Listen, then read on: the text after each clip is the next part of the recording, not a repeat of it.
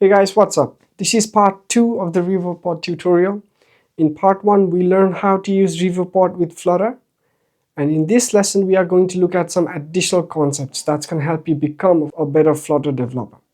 Now, what are we going to talk about here is, the first thing is provider scope. Never forget to add provider scope at the top level of the widget in the main function where you call run app.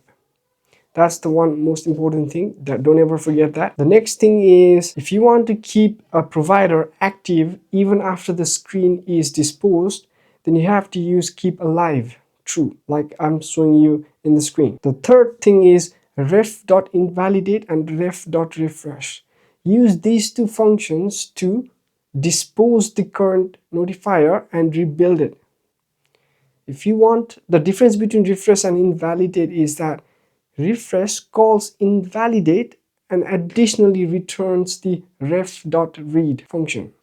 So that's the only difference. If you want to have the value right there, then you can use refresh. Otherwise, you can just use invalidate to rebuild the widget, so to say. Another thing is using async error and async loading. If you set state equals to async error or async loading, the state is going to reset the entire state.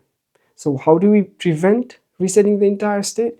We use copy with previous function that's available after calling async error or async loading. This is going to make sure that your previous state stays intact and the additional actions are also performed, whether it's async error or async loading. Another very simple thing is that ref.read and ref.watch.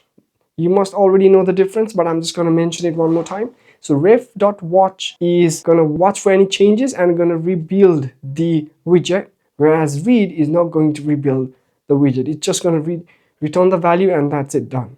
And finally, there are a few more new changes. Riverpod has also currently launched offline features where you can store it on SQL database, but that is still experimental. I'll make a video about this in the future maybe. So with these concepts, you can actually work and make a fully fledged app. There are many things inside Riverpod. You don't have to learn everything right now. With all of these concepts, you can actually make a fully fledged app. And if you want to carry it even further, you can look into additional topics. I will be making more videos on each features and provider, but that is just going to waste your time, because to be a Flutter Riverpod developer, you just need these two videos, part 1 and part 2. With these two videos, you'll be a complete Flutter and Riverpod developer. So if you like this video, guys, give a thumbs up, and yeah, I'll see you in my next video.